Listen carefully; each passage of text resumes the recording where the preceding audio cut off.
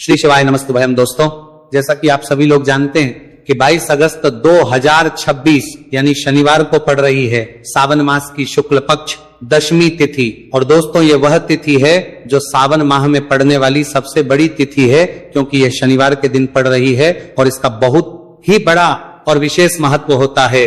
पूज्य गुरु जी ने कहा है कि अगर कभी भी मौका लग जाए और सावन महीने की दशमी तिथि शनिवार को पड़ जाए तो आप लोगों को सरसों की तेल वाला उपाय तो अवश्य ही करना चाहिए। इन दोनों तिथियों का संयोग बहुत ही कम आता है।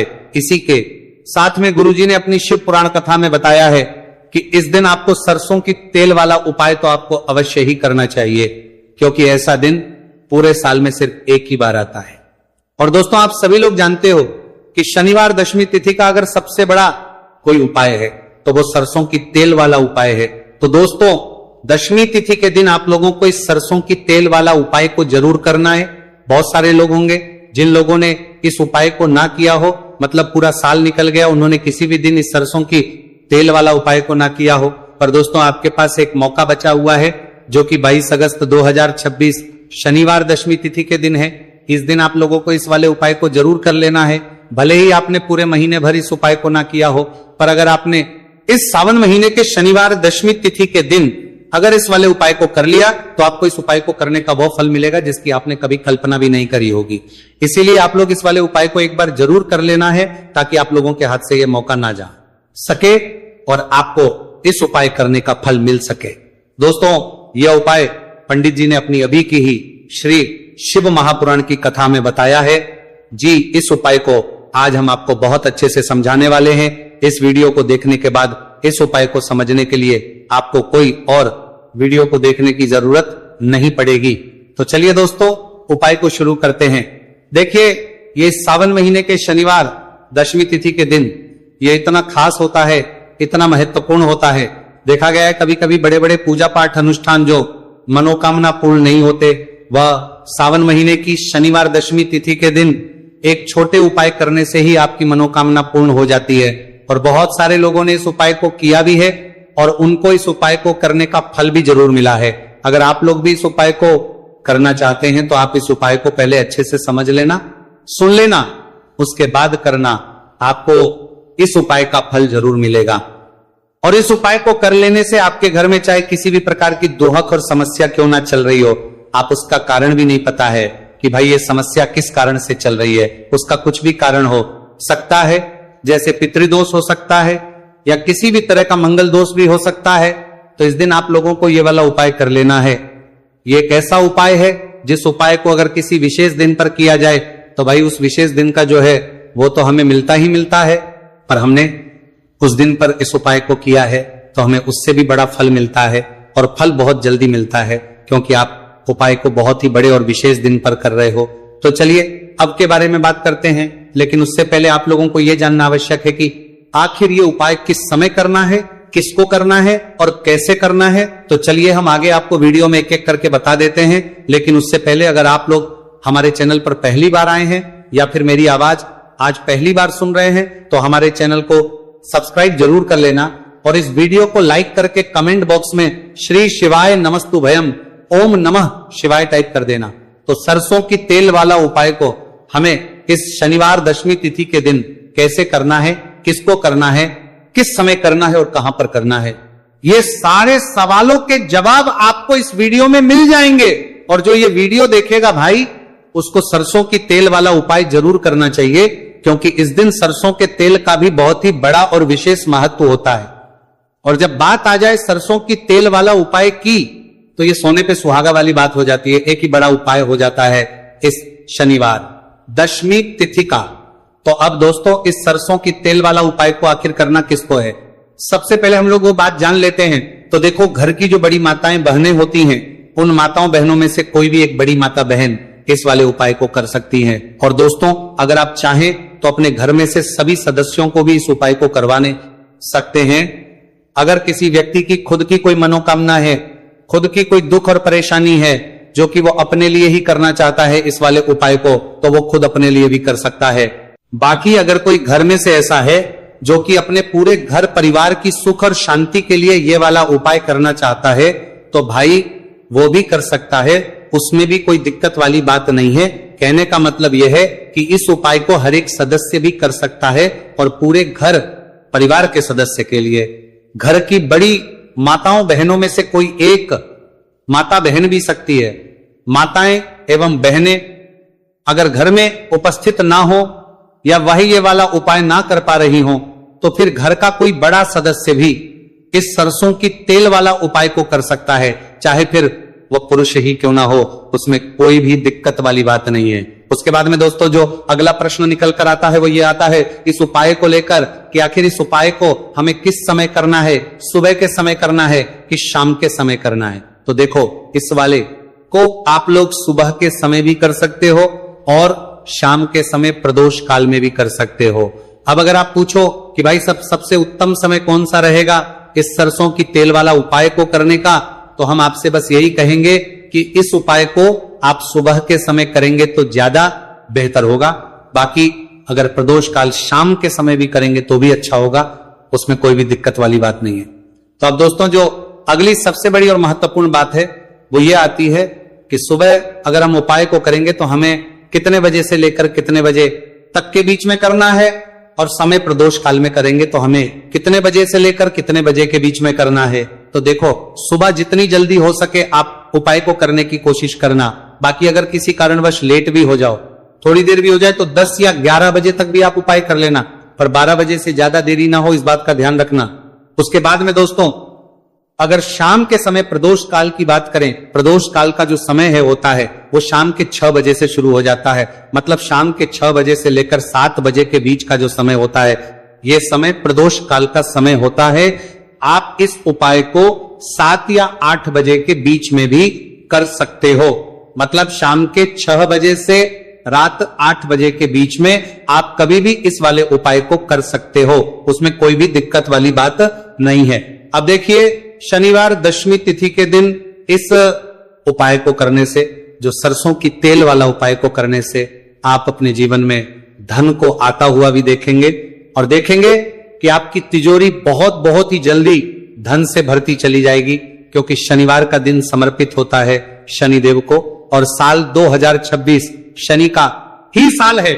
और साथ ही साथ जो लौंग का उपाय आपको बताने जा रहे हैं ये शिव शक्ति का है। अब देखिए, जब भी का उपाय करेंगे और सरसों के तेल के साथ करेंगे, शनिवार के दिन करेंगे, तो चमत्कार ऐसा होगा ना जीवन में कि विश्वास कर नहीं पाएंगे। ऐसा उपाय आज की वीडियो में आपको बताने वाले हैं कि सिर्फ सरसों के तेल में लौंग डालने से ही आप अपने जीवन में देखेंगे कि हर तरफ से पैसा आना शुरू हो जाएगा।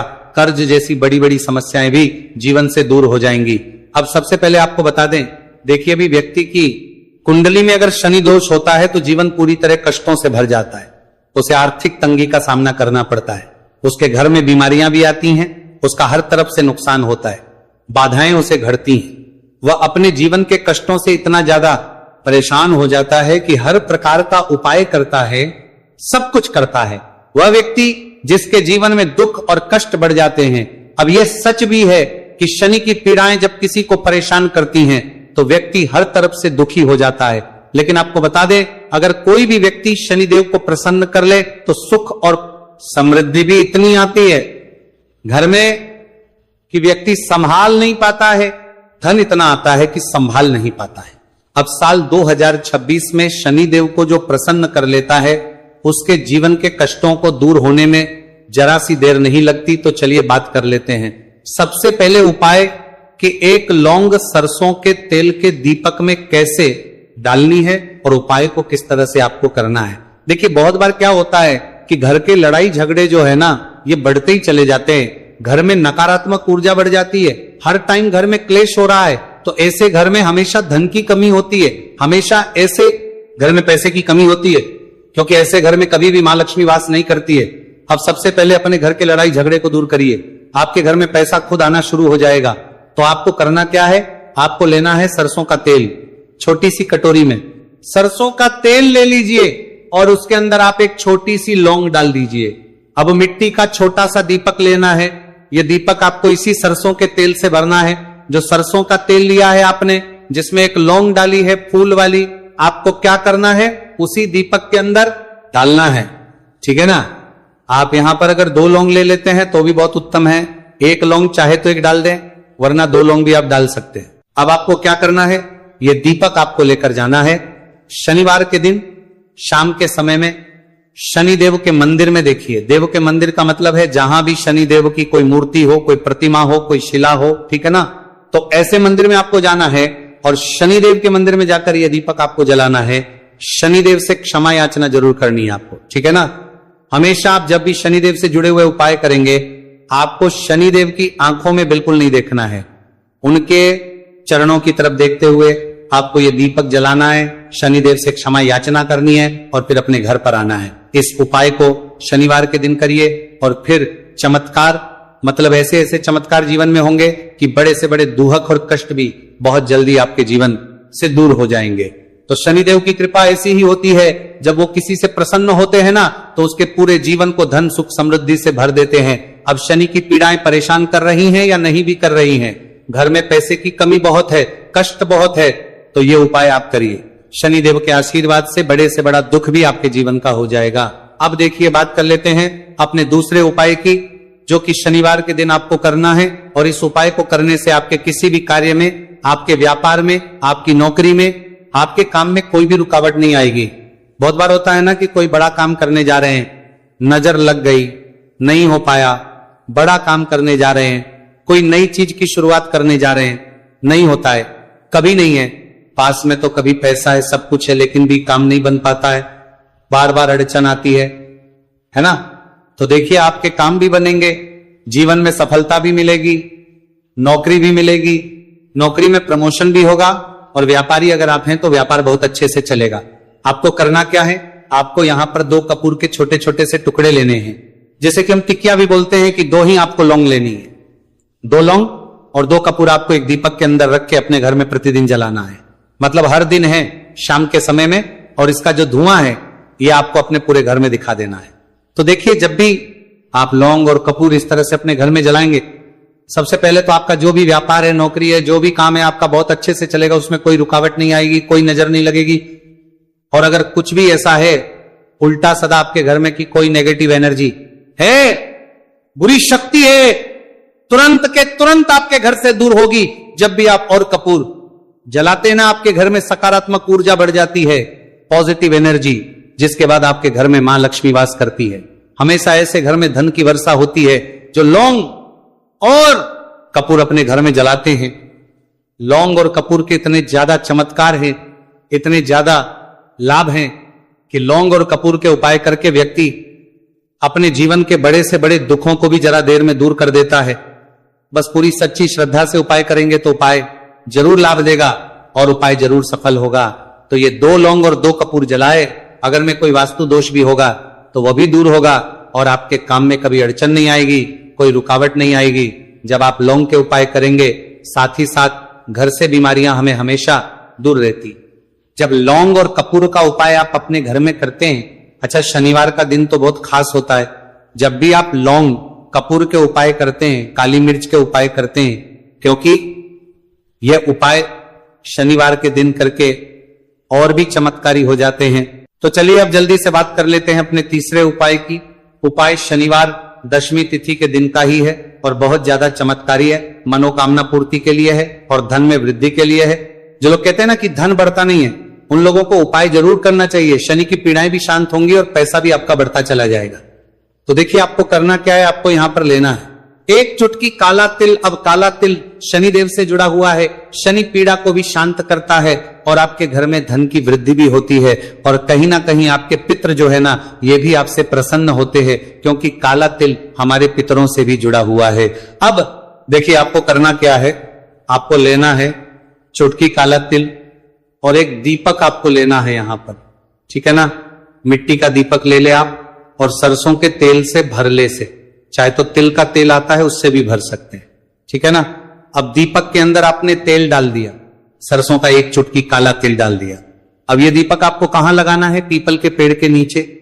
शनिवार के दिन जो व्यक्ति शनिवार शाम के समय में पीपल के पेड़ के नीचे सरसों के तेल में या फिर तिल के तेल के दीपक की 1 चुटकी काला तिल डालकर एक दीपक शनिवार के दिन पीपल के पेड़ के नीचे लगा देता है, उसके घर में कभी भी धन संपदा की कमी नहीं रहती है, धन में वृद्धि होती है, मतलब पैसा बढ़ता है, पैसे आने के रास्ते खुलते चले जाते हैं।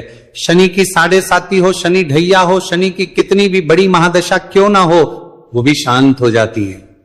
शनिदेव के आशीर्वाद से जीवन में पैसा शुरू हो जाता है, ऐसा रुकना शुरू हो जाता है। साल 2026 हमने बार बार कहा है शनिदेव का ही साल है, और इसको अगर आप कर लेते हैं और शनिदेव को प्रसन्न कर लेते हैं तो आने वाले 7 पीढ़ियां भी आपकी कभी भी धन को लेकर परेशान नहीं होती हैं। मतलब हमेशा धन आपके घर में आएगा, कभी ऐसा देखने को नहीं मिलेगा कि आज पैसा है कल नहीं है, आज काम चल रहा है कल नहीं चल रहा है। बहुत ही चमत्कारी उपाय है, क्योंकि काला तिल, सरसों का तेल, काले उड़द, ये जितनी भी वस्तुएं हैं ना, शनिदेव को बहुत प्रिय होती हैं। और शनि ऐसे न कि प्रसन्न होते हैं तो समझ लीजिए कि व्यक्ति के जीवन में सुख ही सुख आते हैं, कभी लौटकर दुख नहीं आता है। तो शनिवार के दिन के ये बहुत ही चमत्कारी उपाय है। आप इन उपायों को है, ठीक है। इस दीपक को रखने के बाद ही आप लोगों को अपना ये वाला उपाय शुरू करना है, और दीपक को ज्यादा पास में मत रखना। वैसे भी गर्मी पड़ रही है, भगवान शिव जी को आंच नहीं लगनी चाहिए, है ना। तो भाई जैसे ही आपकी पूजा अर्चना हो जाती है, आप भगवान शिव जी को प्रसन्न कर लेते हैं, उसके बाद शिवलिंग के पास ही में आप कहीं पर बैठ जाइए, सामने या आसपास जिस जगह पर आपको बैठना हो वहां पर बैठ जाइए, और अपने वो 11 चावल के दाने अपने सामने निकाल कर रख लीजिए, क्योंकि अब यहां पर उपाय को यहां पर करने की आपको तैयारी करना है। और इस तरीके से जब आप उपाय करेंगे, पूजन सामग्री सजाने के बाद, पूजन अर्चना करने के बाद, तो आपको उपाय का फल बहुत जल्दी और बहुत होकर मिलेगा। तो अपने चावल के अपने सामने निकाल कर रख लेना। और ये जो उपाय है ये आपकी सीधे हाथ की हथेली से होगा, इसलिए इस बात का भी विशेष रूप से ध्यान रखना है। तो सीधे हाथ की हथेली का प्रयोग करके ही आप लोग अपना इस वाले उपाय को करना। अपने सामने जो भी आपके कागज की पुड़िया है उसको खोलकर रख लो, या कटोरी है तो भाई उसे अपने सामने रख लो, और अपने वो 11 चावल के दाने निकाल लो, ठीक है। उसके बाद में दोस्तों अब आपको क्या करना है कि शिवलिंग आपके सामने होगी, तो आपने वो 11 चावल के दाने एक एक करके, जहां पर आपने बेलपत्र चढ़ाए हैं, आपको शिव जी के शिवलिंग के ऊपर चढ़ाना है। कहां पर चढ़ाना है? शिवलिंग के ऊपर चढ़ाना है, और कहीं पर भी नहीं चढ़ाना है। आपको अपने हथेली से तो शिवलिंग के ऊपर चढ़ाना है, भले ही फिर वो अपने आप जलाधारी पर गिर जाए, ये मतलब वहीं पर गिर जाए, उसमें कोई दिक्कत वाली बात नहीं है, पर आप चढ़ाओ शिवलिंग के ऊपर। तो आपको क्या करना है? अपना पहला चावल का दाना उठाना है, श्री शिवाय नमस्तु भयम बोलना है और शिवलिंग पर चढ़ देना है। इसी तरीके दूसरा चावल का दाना उठाए, शिवलिंग पर चढ़ना है और मंत्र बोल देना है, और फिर तीसरा चावल का दाना उठाना है, श्री शिवाय नमस्तु भयम बोलना है और चढ़ देना है। इसी प्रकार से आपको पूरे 11 चावल के दाने एक एक करके शिव जी के शिवलिंग के ऊपर चढ़ाना है और भगवान से प्रार्थना करते जाना है। मतलब प्रार्थना तो आपको आखिरी में करना है, पर हर एक चावल के दाने को चढ़ाते समय श्री शिवाय नमस्तु भयम जरूर बोलना है। उसके ही में ये चावल का दाना शिवलिंग के ऊपर आपको चढ़ाना है। जैसे ही आपके 11 चावल के दाने शिवलिंग के ऊपर चढ़ते हैं है तो भाई उसके बाद में आपको क्या करना है? भगवान से अपनी मनोकामना बोलना है। मनोकामना भी कब बोलना है? जब आपका 11 चावल का दाना आपके सीधे हाथ की हथेली में हो और आप उसे चढ़ाने के लिए जा रहे हो, श्री शिवाय नमस्तु भयम बोलकर उस आखिरी चावल के दाने को शिवलिंग के ऊपर चढ़ा देना। भगवान से फिर अपनी वो मनोकामना बोल देना, जिस मनोकामना के लिए आप लोग अपना यह वाला उपाय कर रहे हो, जिस भी दुहक और परेशानी के लिए आप लोग अपना यह वाला उपाय कर रहे हो, उसके बाद में जैसे ही आप अपनी मनोकामना बोल देते हो, आपका यह वाला उपाय पूरा हो जाता है। पर दोस्तों, उपाय को करने के बाद आप लोगों को 2 मिनट भगवान शिव जी के मंत्र का जाप जरूर करना है, और मंत्र का जाप करने के बाद भगवान से एक और बार करना है अपनी मनोकामना के लिए या अपनी जो भी दुख और परेशानी है उसके लिए। इसके बाद में आप लोग भगवान को देखकर, भगवान से प्रार्थना करके, उनसे आशीर्वाद लेकर वहां से उठ सकते हैं और अपने घर पर जा सकते हैं। बस दोस्तों, यहां पर ये वाला उपाय पूरा हो जाता है। इस तरीके से जो भी व्यक्ति छोटी छोटी छी का ध्यान रखते हुए इस 11 चावल के दाने वाले उपाय को करेगा, निश्चित सी बात है उसे उसकी मनोकामना पूरी होगी और जो भी दुख और परेशानी है वह भी बहुत ही जल्दी दूर होंगे। तो दोस्तों, ये थे पूज्य गुरुजी द्वारा बताए गए कुछ बहुत ही खास